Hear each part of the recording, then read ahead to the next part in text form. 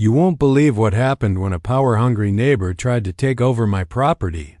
Comment below if you've ever dealt with someone like this. It gets wild. My hand shook with rage. At 7 p.m., this woman appeared at my door, trying to unlock it with some random key, claiming she ran our community standards. I told her to leave, and she actually called the cops on me. Little did she know, the deputy rolling up was about to completely ruin her little power trip. Tuesday morning in February, I'm outside installing sprinkler heads for my late wife's memorial garden when I hear confident footsteps approaching, professional clicking heels, rustling papers, the unmistakable sound of someone who thinks they're in charge. I look up to see a woman striding toward me like she owns the sidewalk. Business attire, leather portfolio, an official-looking badge glinting on her jacket. This is Courtney Mitchell. I don't know her name yet, but I immediately sense trouble.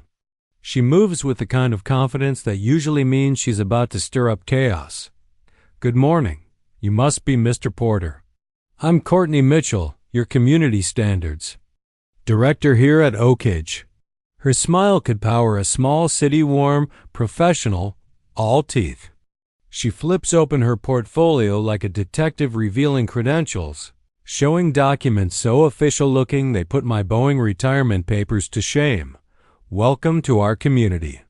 I have paperwork regarding property compliance issues that transferred with your purchase, she says. The way she presents it, you'd think she was handing me lottery tickets instead of violation notices. But 35 years of reading technical specs taught me to spot inconsistencies, and this whole setup screams red flags. She hands me a thick, professionally bound packet embossed with Oak Ridge Community Standards Manual. Inside, color photos of houses, violation examples, fee schedules, and legal language that sounds impressive until you actually read it. Mrs. S., your predecessor, left some compliance issues that transfer with the property deed. Nothing major.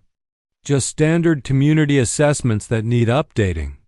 $350 in unpaid assessments and $250 monthly going forward. And here's the kicker, she adds, pointing to a ring of 10 shiny keys on her belt. I have master key access for quarterly safety inspections. I stare at those keys. Freshly cut, all hardware store style. My engineer brain immediately starts calculating. Contractor keys work on specific locks from original installations. These look like someone's weekend Home Depot project. Questions start pouring out. Where are the HOA incorporation documents? Who are the board members? When was this association legally established? Basic stuff for any legitimate organization. Courtney's responses? Pure deflection. All documentation is filed at the county level, Mr. Porter. My role is local enforcement of established standards. She keeps throwing around phrases like established procedures and community covenant, but never produces a single document proving these things exist.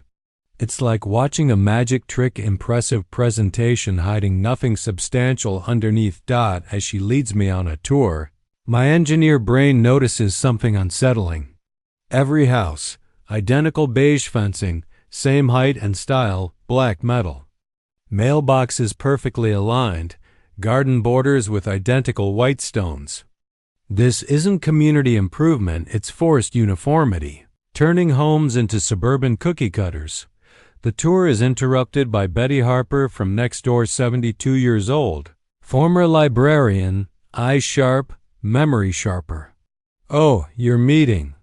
Courtney, she says, and I instantly know this conversation won't be pleasant. After Courtney leaves, Betty approaches with worried eyes and an iPhone full of evidence. Mr. Porter, that woman made Mrs. Rodriguez's life miserable for 9 months.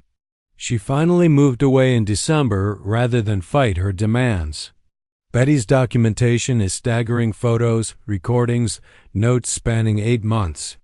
She shows Emmy stack after stack of violation notices from every house on our cul-de-sac. Same template, same fonts, same legal threats. But here's what catches my engineer's eye.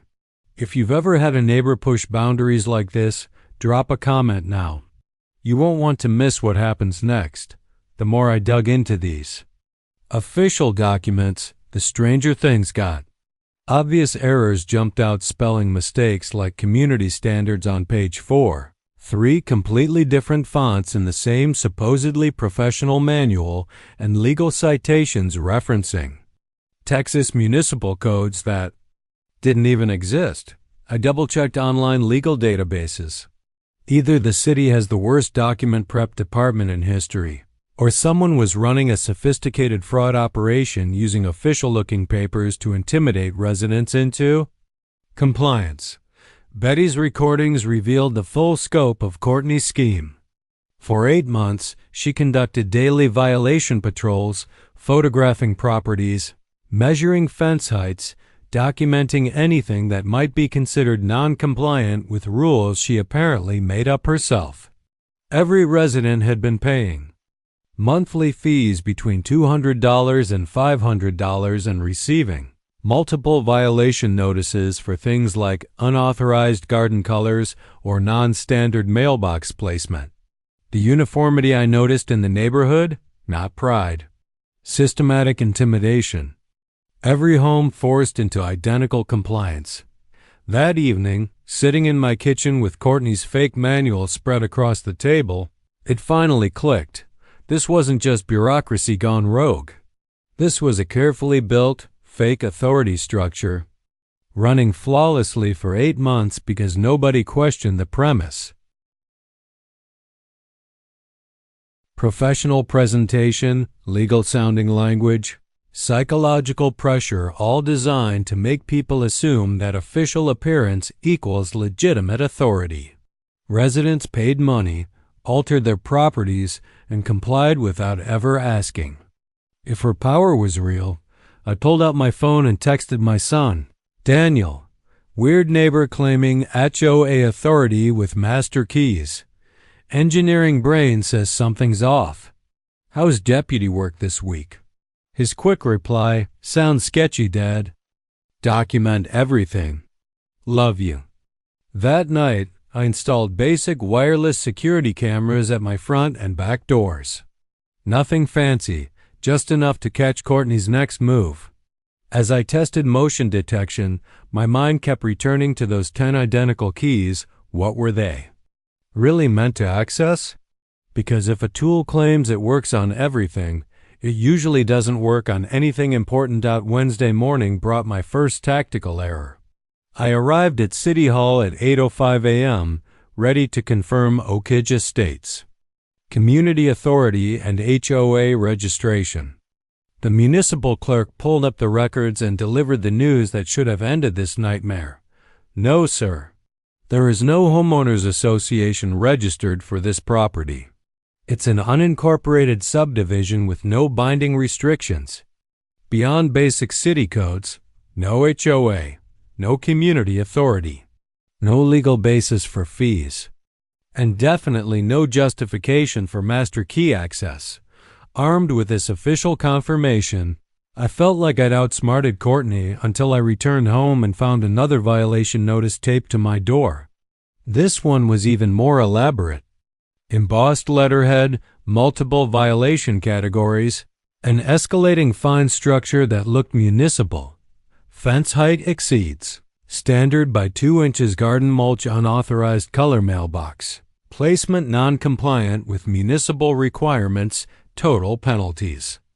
$200 payable within 48 hours or formal community citation begins. The document was so professional looking that, for a moment, I questioned my own City Hall research. Here's where my engineering logic completely failed me. Instead of confronting Courtney with proof there was no HOA, I did what many would consider tactical. I paid the $250 monthly fee to buy time while building a legal case. Seemed reasonable. Avoid escalation, gather evidence, but it was the wrong approach against a professional manipulator. Later that afternoon, Courtney showed up with her receipt book and that polished smile. I handed over cash like an amateur falling for the oldest scam in the book. Excellent choice. Mr. Porter, community cooperation benefits everyone involved, she said, writing a receipt with a carbon copy. Legitimate looking. Until I read the fine print. Monthly payment authorizes quarterly property compliance inspection. Access per community covenant, Article 12. Article 12? I'd never seen any community covenant document. This was about power, control, and whatever Courtney was really planning to do during her emergency procedures. Her psychological manipulation had successfully isolated me from neighborhood support, positioned it as the unreasonable one, and now she was threatening to escalate to measures that sounded distinctly criminal. That countdown had begun, and I had exactly 48 hours to figure out how to handle someone who'd been planning this confrontation, much longer than I'd been preparing to resist it. Why does someone who claims to help neighborhoods meet emergency procedures to force compliance? Wednesday morning brought Courtney's first adaptation to my persistence strategy. Instead of showing up with her clipboard theater, she switched to phone calls and certified mail. Professional letters with legal language designed to intimidate without providing face-to-face opportunities for questioning. Notice of continued non-compliance delivered through the Postal Service. Final warning before community action with official. Seals and municipal formatting that looked convincing until you read the actual content. She was avoiding my new security cameras while maintaining psychological pressure through official-looking documentation. The breakthrough came Thursday afternoon when my wireless system picked up something Courtney didn't realize was being recorded. She was standing on the sidewalk across from my house coaching Jake while he photographed my property from the street. Audio quality was perfect. These systems are more sensitive than people expect. Just say the foundation looks unstable. I heard her instructing him. Code enforcement believes professional can track assessments over complaining homeowners. If he keeps using cameras and documenting everything, we escalate to emergency safety protocols and get authorities involved. There it was, proof that her entire operation was built on manufactured violations and coached professional testimony. Jake's discomfort was obvious, even from my window.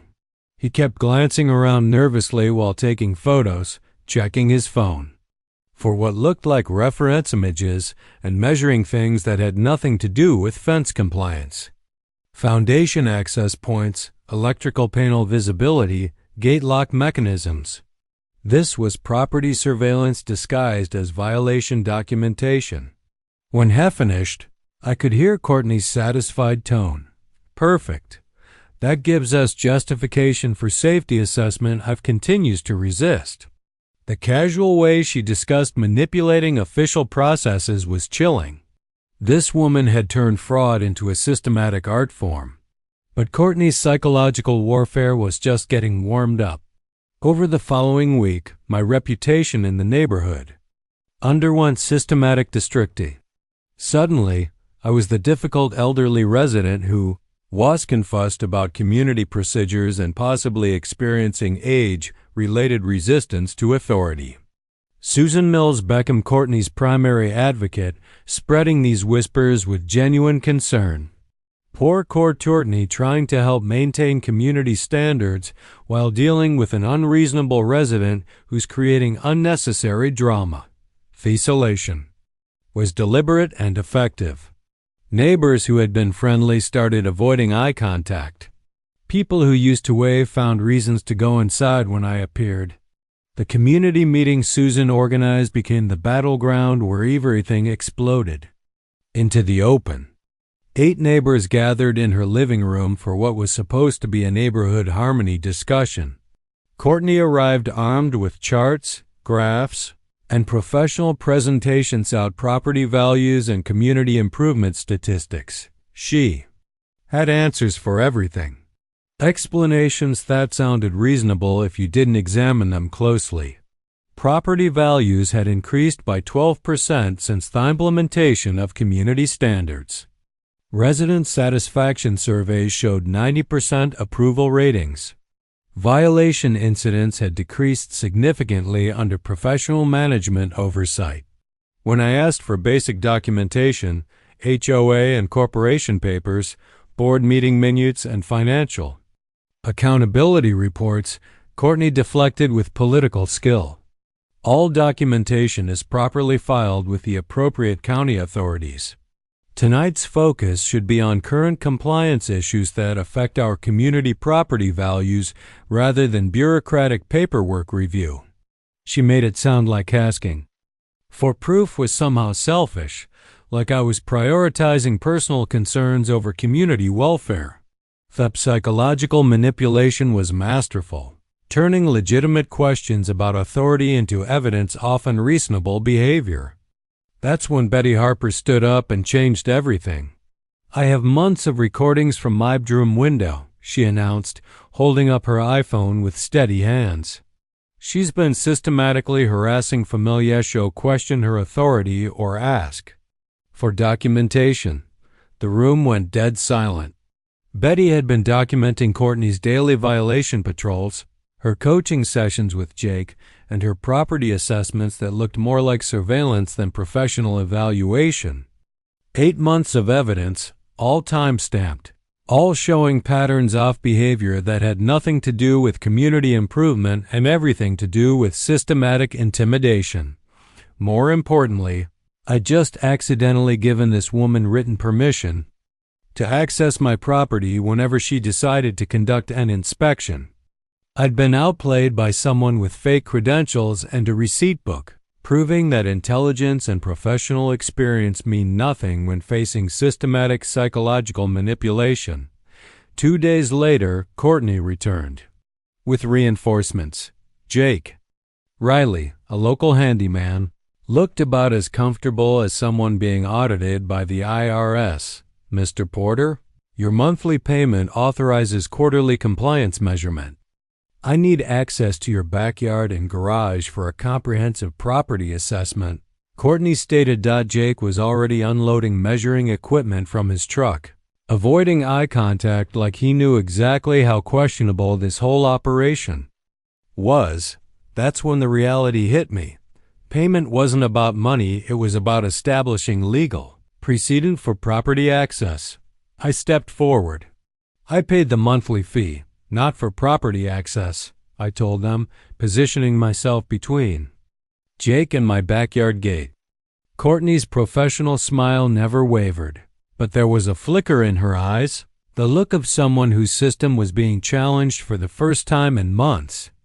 Payment terms clearly state inspection authorization, Mr. Porter. Non-compliance violates community safety standards and affects property values for all residents, she said. Jake started measuring my fence anyway, calling out numbers while apologizing under his breath. Sorry, sir. Just following work orders. But I could hear him talking on his phone when he thought I wasn't listening. Foundation access points, electrical panel location, fence line measurements for gate access. This wasn't compliance checking. This was property surveillance. The neighborhood reaction to my resistance revealed just how deep Courtney's psychological control ran. Susan Mills defended Courtney's demands. She's maintaining our property values. Garrett suggested, why cause unnecessary drama? Just cooperate like everyone else. Rick Coleman tried to stay neutral. I've paid $1,750 over 7 months, easier than neighborhood conflict. Only Betty Harper seemed to grasp what was really happening. Mrs. Rodriguez had tried resisting Courtney before, and she spent her final months miserable under the same pressure. The social backlash was immediate and intense. By questioning fake authority, I was being painted as the problem neighbor. That evening, Courtney dialed my house with her signature concerned tone.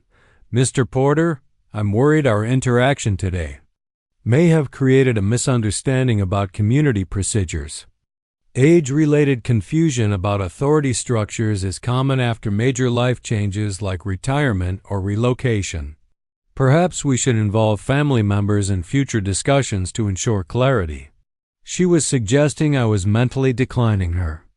Way of gaslighting me into doubting my judgment about her obviously fraudulent behavior. Professional psychological manipulation designed to make me question myself, but Courtney's overconfidence was about to backfire. That night, I sent Daniel photos of all her violation notices and threat letters. Neighbor escalating, demanding. Home access now. Paid fee, thinking it would end harassment. Mistake? His response was immediate. Dad, that sounds like systematic fraud. Document everything. Don't let anyone in the house without a court order.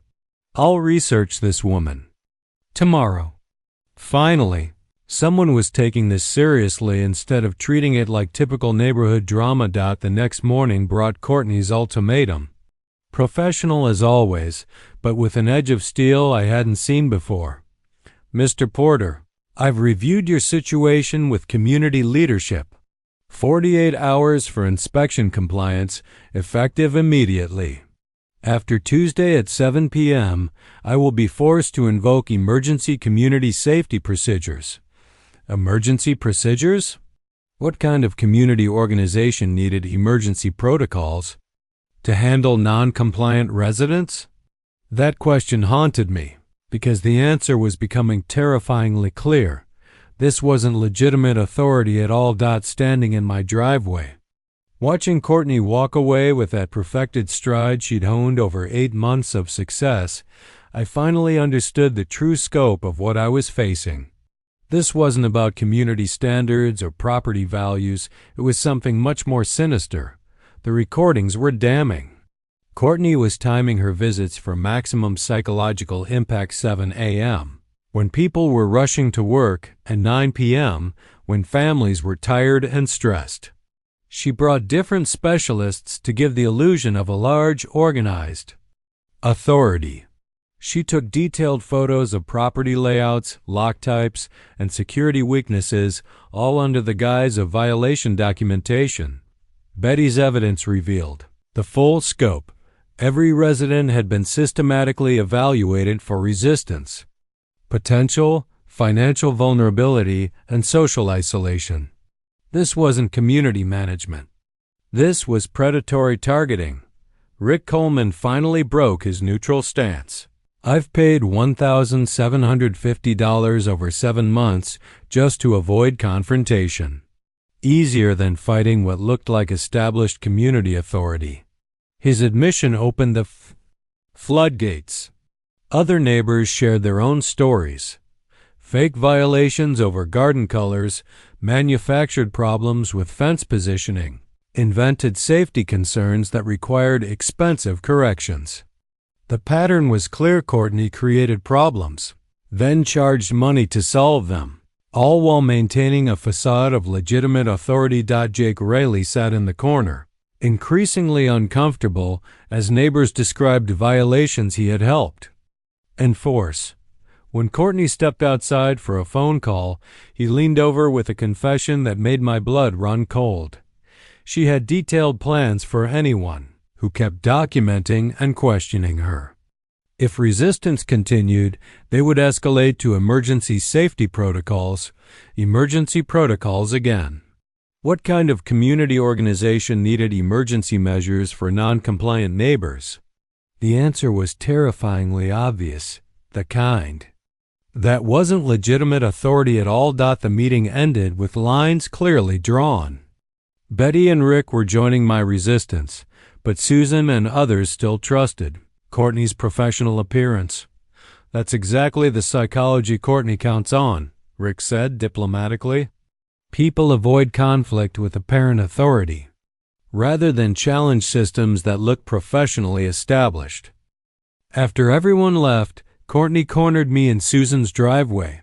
Her mask slipped, revealing genuine anger beneath the polished exterior. Mr. Porter, I've maintained community standards for 8 months. Property values improved, neighbors satisfied, everything running smoothly. Until your resistance created unnecessary drama for families seeking peaceful community living. Her tone made questioning fake authority feel like neighborhood terrorism. Then came the threat that changed everything. Tomorrow evening at 7 p.m., I will exercise master key authority for a mandatory safety inspection. 24 hours notice is hereby provided. Standing in the gathering dusk, listening to this woman threaten forced entry with fake legal authority, I realized the full scope of her manipulation. 8 months of intimidation had convinced Courtney that professional presentation and psychological pressure could overcome any resistance. She'd never met someone willing to document everything and challenge her claims with actual research. That confidence would soon become her fatal weakness. I was done playing defense. Against fake authority. Drop a comment if you've ever caught someone lying and watched them double down instead of backing off. How far did they take it?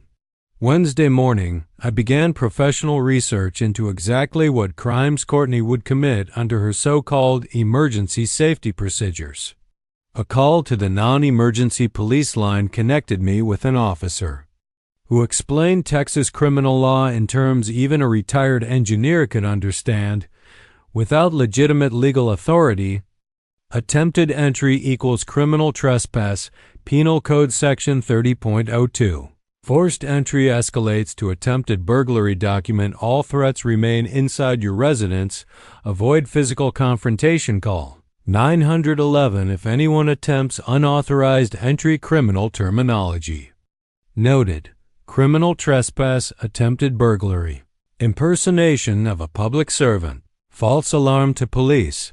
Armed with actual criminal codes instead of Courtney's fake legal language, I felt confident about handling Tuesday evening.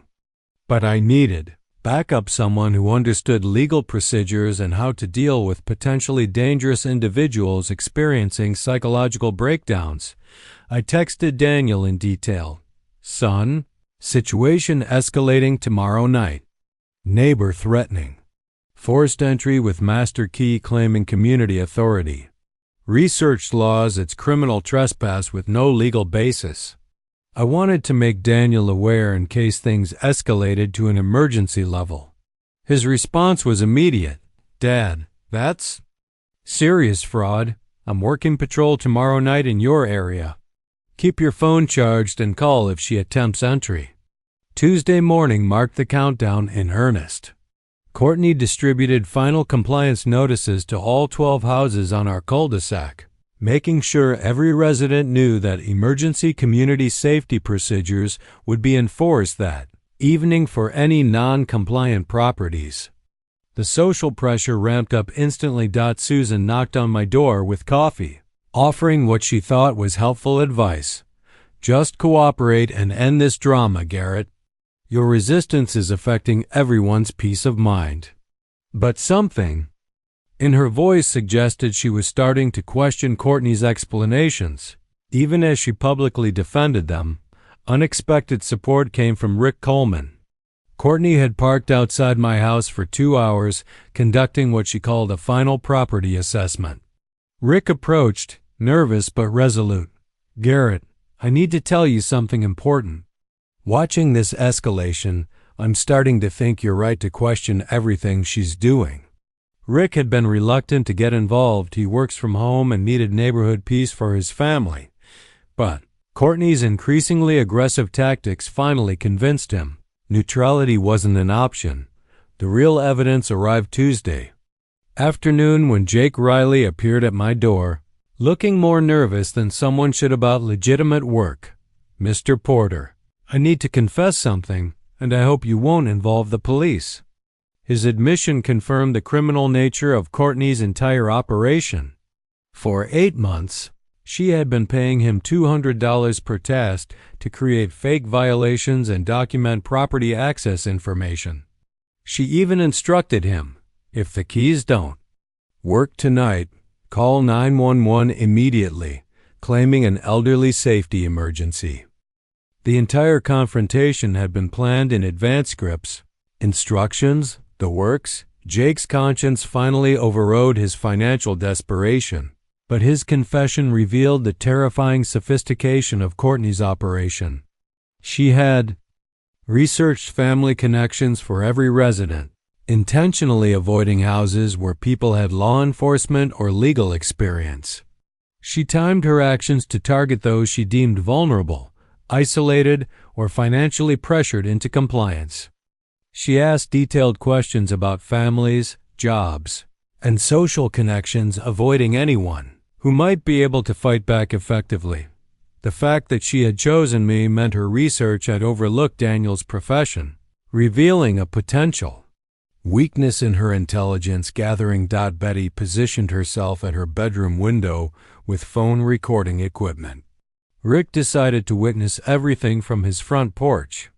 Even Susan seemed conflicted, approaching Courtney earlier that day with quiet concerns. "Are you absolutely certain about this legal authority?" Garrett seems confident in his research into municipal codes. Courtney's response was chilling. 8 months of successful community management speaks for itself. Tonight ends this resistance permanently. Her confidence was unshakable. She had never encountered systematic opposition to her fake authority structure. As the day passed, tension mounted. Neighbors chose sides. Additional residents emerged to walk dogs, check mail, and simply be outside as 7 o'clock approached. Word had spread that something major was unfolding between Courtney and the new resident, challenging community procedures. Phones were charged, positions selected, everyone sensed. This was the decisive moment in 8 months of neighborhood drama. Then Tuesday night brought evidence that changed everything. At 11:47 p.m., my security camera triggered a motion alert that made my blood run cold. Courtney Mitchell was at my back gate with a flashlight, systematically testing 3 different keys from her master ring on my lock. This wasn't planning or preparation, it was active criminal trespass. She spent nearly 10 minutes examining the lock, checking her phone for reference photos, and testing different key combinations as if preparing for the fastest possible way to gain unauthorized access to my property. Betty's bedroom window.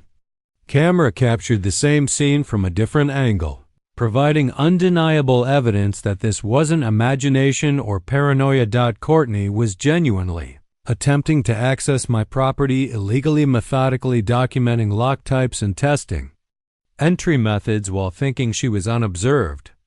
The footage revealed someone who was precise, prepared, and completely comfortable committing criminal acts. This wasn't a one-time scenario. She had likely done this before, targeting other residents who eventually gave in and paid whatever. She demanded to avoid escalating harassment and intrusion. Wednesday morning brought Jake's final warning, confirming my worst fears about what Tuesday evening would bring. "She's got the 911 call completely planned out," he admitted at my front door, guilt etched across his face. Elderly safety emergency, mental health crisis, obstruction of community safety procedures. She rehearses the script. The whole thing is designed to provoke a police response that validates her authority claims. Jake's conscience was finally outweighing his financial incentive, but his revelation made it clear Tuesday's confrontation would involve law enforcement, exactly as Courtney intended, to legitimize her fake power structure. The final piece fell into place when Betty shared her most disturbing recording yet. Courtney's voice, captured through the window glass during a phone call, target confirmed for emergency procedures. Elderly resident, recently widowed, isolated from family support, perfect candidate for authority compliance enforcement. The casual, tactical way she discussed targeting vulnerable people revealed someone who had turned neighborhood harassment into a professional operation. Psychological profiling, calculated manipulation, and strategic planning that belonged in a criminal enterprise, not community management. Tuesday evening, 6:45 p.m. minus 15 minutes until Courtney's self-imposed deadline. I positioned myself at the front window, watching her approach with that confident, professional stride she had perfected over 8 months of unopposed dominance. clipboard under her arm, badge gleaming. Master keyring prominently displayed all props in a performance she truly believed would secure my compliance and maintain neighborhood control. What she didn't know: cameras were recording. Backup was alerted, and a legal framework was in place to counter any so-called emergency procedures. Her overconfidence made her predictable, and predictable criminals make fatal mistakes when they think they're dealing with helpless victims. 7 o'clock. P.M.-Showtime. Courtney approached my front door like she was entering a boardroom to secure her biggest contract ever. Professional confidence radiated from every step. Clipboard angled for maximum authority display. That ring of 10 hardware store keys glinting in the evening light like some suburban crown jewel. What she couldn't see: Betty recording from her bedroom window, Rick on his front porch, Susan nervously approaching from the sidewalk, and Jake trailing behind like a man attending his own funeral. 15 neighbors total, all silently aware that what happened next would decide the future of our cul-de-sac. Mr. Porter, her voice carried with practiced authority, designed to make the entire neighborhood pay attention. Mandatory emergency safety inspection under Community Covenant. Article 12. I have master key access to all non-compliant properties. Her performance was flawless. 8 months of intimidation had convinced her that professional presentation plus legal-sounding language equaled compliance. She genuinely believed her neighbors would support these emergency procedures rather than question their legitimacy. Too bad reality doesn't care how confident you sound when you're committing crimes. I stepped toward the front door, remaining safely inside, armed with the criminal law terminology I had researched.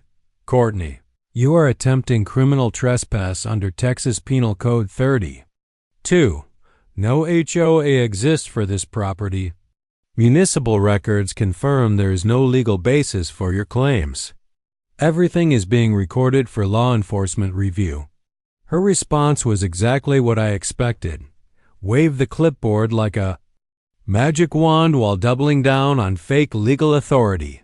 Mr. Porter. Obstruction of emergency safety procedures. Violates municipal compliance standards and endangers community welfare. Empty words delivered with conviction, words that had fooled neighbors for months. Then came the moment every engineer dreams about: watching overconfidence collide with reality in the most spectacular way possible. Courtney selected her first key from the master ring, ceremonial confidence radiating as if she were starting the engine of a luxury car she owned. The first key slid into my front door lock with all the professional authority of someone expecting instant success. And absolutely nothing happened. The lock didn't budge. Her polished smile faltered for a fleeting 2 seconds before she checked her clipboard, selected the second key, and tried again. Still nothing. By the third attempt, sweat was glistening on her forehead. By the fifth, her hands were trembling slightly. By the eighth, her confident facade was cracking like cheap paint under summer sun. 10 keys in total. Every single one tested with mounting desperation, and none of them worked on my custom deadbolt. The silence from the watching neighbors was deafening. 8 months of assumed authority crumbled in real time, as the crowd witnessed a claim that had seemed untouchable collapse completely. Then Betty's voice cut through the tension, like a blade. Those keys never worked on anyone's house. She's been lying to all of us for 8 months. The floodgates opened. Rick erupted with months of suppressed anger. I've been paying fake fees for 7 months. $1,750 stolen from my family. Additional neighbors emerged, phones raised, capturing every moment of what was unfolding. Susan's face went pale as 8 months of blind support for fake authority evaporated in an instant. "Oh my God, there really is no show," she whispered, the collective realization sweeping through the crowd like wildfire. Everyone had been victims of systematic deception. Courtney's reaction was predictable. The professional mask fell completely away, replaced by a tantrum worthy of a toddler denied candy. I have legal authority here. These locks were illegally modified without community approval. She screamed. She hurled her master keyring at my front door hard enough to dent the wood. The clipboard flew across the driveway, scattering her fake documents everywhere. Papers swirled through the air like confetti at a disaster parade while she yelled at neighbors who were filming every second of her psychological collapse. But she wasn't done. With trembling hands, she pulled out her phone and dialed 911 while shouting at the growing crowd of witnesses, "911 emergency.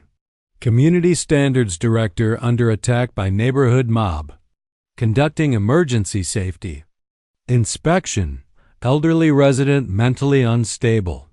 Neighbors threatening me with recording devices." The irony was perfect.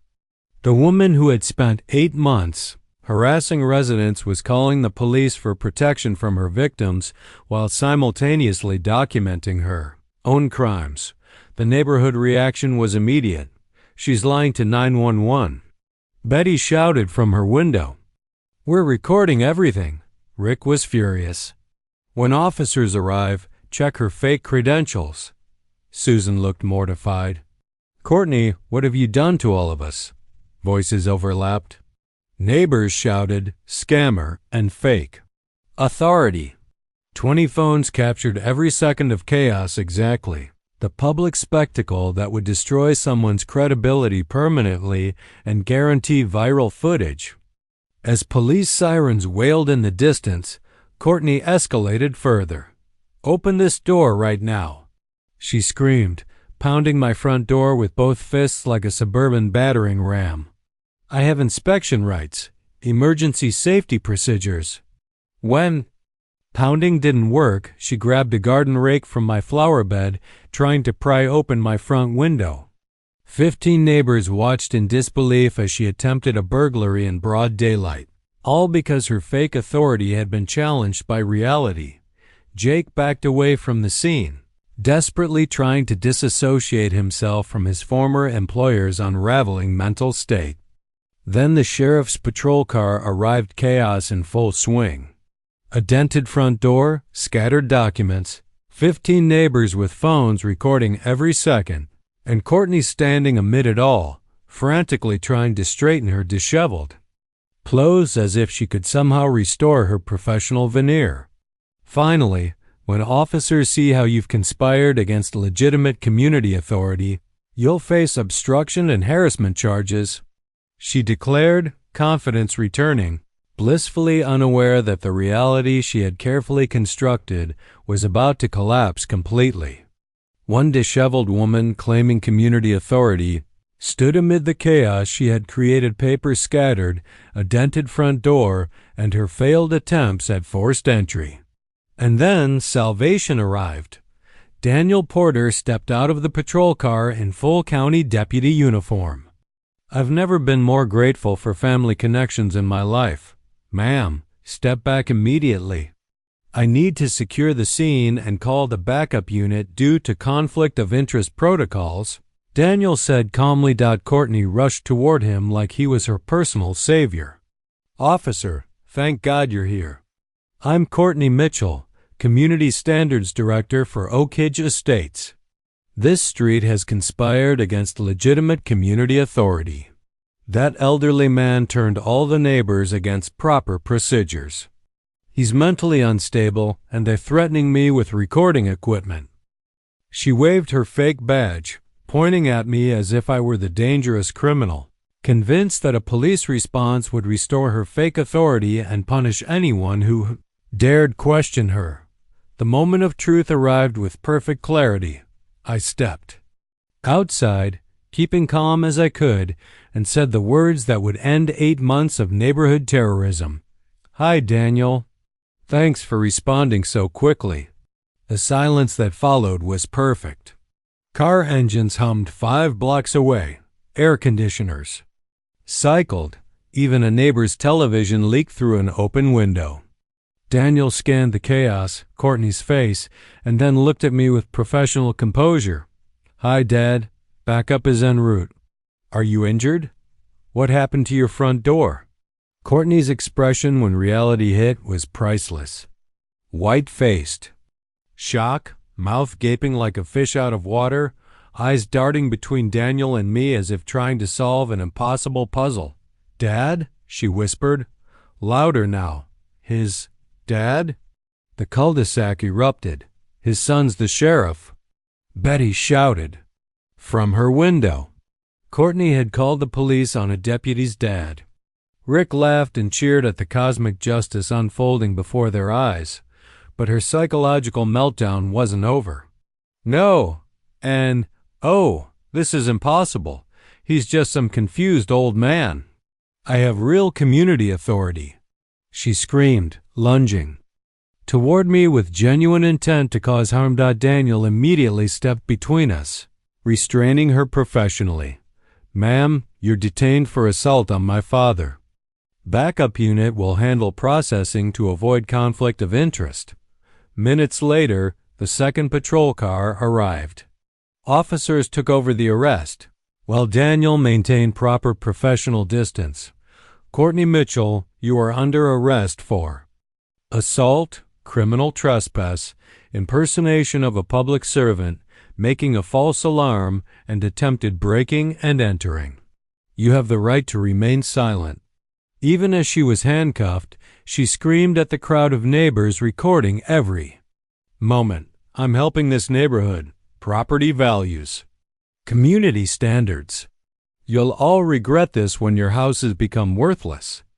The woman who had spent 8 months terrorizing residents with fake authority was now being arrested for multiple felonies, while 20 phones, documented every second for posterity, Wednesday morning brought a professional law enforcement investigation into a scheme far more sophisticated than simple neighborhood fraud. Backup officers handled evidence collection while Daniel maintained conflict of interest protocol.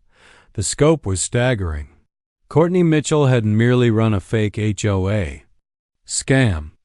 She had constructed an entire criminal enterprise, using professional presentation and psychological manipulation to systematically exploit vulnerable residents across multiple communities. The evidence avalanche began with my cloud security footage. 8 months of daily violation patrols, coaching sessions with Jake, and midnight property surveillance. Betty's iPhone recordings provided corroborating evidence from different angles, proving a pattern of behavior built on intimidation rather than community improvement. Financial records seized from Courtney's home revealed the true scale. $27,000 collected over 8 months from 12 households through fake fees, manufactured violations, and threatened property access. Jake Riley's cooperation with investigators exposed details that made my skin crawl. Every manipulation, every fabricated claim, every scheme meticulously orchestrated to prey on unsuspecting neighbors. Courtney had researched every resident for vulnerability factors, the detective explained. Recent deaths in the family, job losses, social isolation, financial stress, anything that would make someone less likely to challenge authority or seek professional help. She had been systematically targeting people she identified as psychologically vulnerable to intimidation. Her professional presentation wasn't just for credibility, it was weaponized psychology, designed to exploit people's natural respect for apparent authority. Rick Coleman's fury when he learned the investigation results was palpable. $1,750, he shouted, tossing 7 months of receipts into the air. She stole $1,750 from my family for absolutely nothing. My daughter asked why I was always stressed about money. His anger represented every neighbor who'd been financially exploited, and more than that, it represented the psychological manipulation everyone had endured. People had been led to believe that compliance was helping the community, when in reality, they were feeding someone's criminal operation. Susan Mills experienced a complete moral reckoning. The same woman who had defended Courtney organized community support and spread rumors about my unreasonable behavior now faced the truth. "Betty, I'm so sorry," she said through tears. I helped her terrorize innocent people because I believed her professional presentation.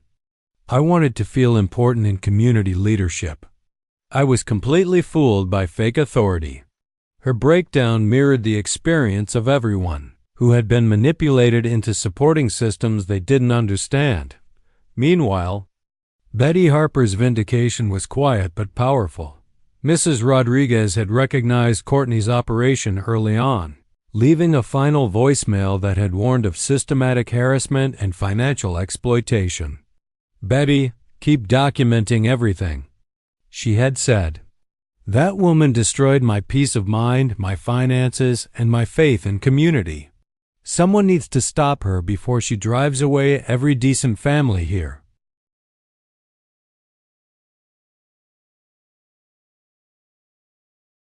The investigation revealed just how methodical Courtney had been. She researched law enforcement family connections, avoiding houses where residents could challenge her authority.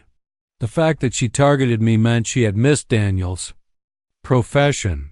Proving overconfidence had made her careless, something that would ultimately cost her everything. Detectives analyzed her materials. Professional website design with fake municipal seals, forged letterheads, legal language lifted, and rearranged from legitimate municipal documents. The detective called it amateur hour, noting that while it looked convincing, it was a clever replication rather than real authority. This explained why intelligent neighbors had fallen for it without verifying the claims independently. Financial investigations uncovered a broader pattern. Pine Valley, 8 victims, $18,000 stolen over 6 months. Sunset Ridge, 6 families, $12,000 taken before Courtney vanished ahead of police intervention. The scam had been running for over 18 months, always targeting vulnerable demographics, and always disappearing before criminal charges could stick until my documentation. Daniel's timely response finally provided the evidence needed to stop her. Media coverage exploded that afternoon. The headline: Fake HOA Scam Exposed by Retired Engineer. Interviews featured neighborhood victims, Betty's surveillance footage, and the story resonated far beyond our community. People recognized the psychology: professional presentation overriding common sense, fake authority exploiting a natural desire to avoid conflict with apparent, legitimate institutions. Viewers shared their own experiences of manipulative neighbors, and fake authority sparking conversations about community vigilance and accountability. Support networks formed naturally, with residents helping each other document financial losses and pursue restitution claims. This wasn't just a story about one woman's fraud, it was a lesson in standing up, documenting everything, and refusing to let professional deception control your life. If you've ever faced a manipulative neighbor or questionable authority, comment below. Share your story because exposing deceit is how communities protect themselves. Jake's honest confession and full cooperation with investigators earned him consideration for reduced charges in exchange for testimony about Courtney's operation methods. "I was financially desperate and she exploited that," he admitted. "But watching what she did to decent people, I can't stay silent anymore." As evidence mounted, the legal charges against Courtney snowballed: theft through false pretenses, criminal trespass, attempted burglary, impersonation of a public servant, filing false police reports, assault, and conspiracy to commit fraud. Each charge carried serious penalties, and together, they represented years of potential prison time for someone who had spent months believing she was untouchable. Courtney's bail hearing revealed additional concerns: evidence that she had been researching property markets in other states, suggesting plans to expand operations or vanish if local authorities caught up. The ripple effects of her scheme extended far beyond our neighborhood. Police departments began receiving reports about suspicious community standards operations, fake HOA authorities, and door-to-door scammers using professional presentations to extract unauthorized fees. My case had become a template, proving that one person's resistance could expose a criminal network affecting hundreds of families across multiple communities. That evening, sitting in my kitchen with evidence files spread across the table, I finally understood the scope of what we'd uncovered. This wasn't just about fake fees or neighborhood harassment. Courtney had built a sophisticated criminal enterprise, weaponizing psychology, professional presentation, and systematic intimidation to exploit people's natural respect for authority. Her success relied on the fact that most people would rather pay money and modify their behavior than question systems that looked legitimate even when their instincts screamed otherwise. Comment below. Have you ever lived next to a power-hungry neighbor? How did they try to control everyone, and what finally brought them down? Thursday morning brought the news that Courtney Mitchell would finally face reality in county court. Her arraignment was scheduled for the following week, with preliminary charges strong enough to ensure serious prison time if convicted. The community's response was immediate. Neighbors who had been paying fake fees started documenting their financial losses for restitution claims. Rick Coleman organized a spreadsheet tracking everyone's payments. $1,750 from his family, $1,500 from Betty, and various amounts from other residents totaling $27,000 stolen over 8 months. That money could have gone to real community improvements, Rick noted. Playground equipment for kids, legitimate landscaping, neighborhood safety lighting investments.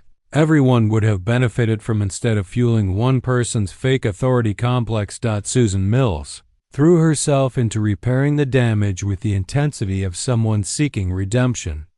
She organized victim support meetings, educated neighbors about their legal rights, and coordinated evidence documentation with investigators.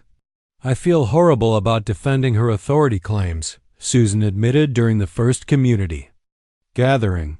Professional presentation fooled me completely. I actually believed her fake legal language and helped spread her psychological manipulation to others trying to resist. Betty Harper's transformation was equally inspiring. From terrified witness to community safety advocate, she explained, "I spent 8 months documenting her harassment from my window, hoping someone would challenge her. Mrs. Rodriguez begged me to keep recording everything because she knew it would be needed to stop this woman." Her careful documentation became the foundation for both criminal prosecution and neighborhood recovery. Even Jake Riley, the handyman caught up in Courtney's operation, found redemption. He began doing legitimate work around the neighborhood, repairing damage caused while working under her scheme. "I was desperate when she recruited me," he said while installing security lighting residents had actually requested. "But watching what she did to decent people, especially elderly residents like Betty, made me realize that money isn't worth destroying communities." His honest work earned forgiveness and demonstrated that people could change when given the chance to contribute positively. Court proceedings became a community event. At Courtney's plea hearing, 12 neighborhood families attended, all wearing matching "O Kids Justice" t-shirts Susan had organized. The symbolic show of solidarity reminded everyone that even the most sophisticated schemes could be stopped when people worked together, documented carefully, and refused to be intimidated by fake authority. If you've ever faced intimidation, harassment, or fake authority in your community, comment below. Share your story because standing up and documenting everything isn't just courage. It's the first step to justice. Victim impact statements revealed the full psychological toll of Courtney's systematic harassment: disrupted sleep, financial stress, social isolation, and constant anxiety over property compliance. She had turned a peaceful retirement community into a place where people were afraid to plant flowers without permission. Betty testified, "That's not community standards. That's psychological terrorism designed to control vulnerable people." Courtney's final defense strategy was predictable: a confused divorcee overwhelmed by financial pressure, genuinely believing she was helping community standards, and misunderstanding legal authority rather than committing intentional fraud. Her lawyer highlighted depression, social isolation, and other mental health challenges to explain 8 months of systematic exploitation, but the prosecutor played audio recordings from Betty's meticulous documentation. Target: elderly residents, recently widowed, socially isolated. Easy compliance, maximum profit potential. Courtney's own words destroyed any pretense that her operation was motivated by community concern rather than predatory criminal intent. Sentencing reflected the seriousness of the crime. 8 months supervised probation, $35,000 restitution including penalties and investigation costs, and $400 of community restitution to cover minor damages caused by her scheme. Justice had finally been served. If you've ever experienced harassment, fake authority, or HOA intimidation, comment your story below. Share your experience and let everyone in the Listen HOA Stories community know how standing up and documenting the truth can stop abuse. Don't forget to like, subscribe, and hit the notification bell so you never miss another real-life HOA battle story.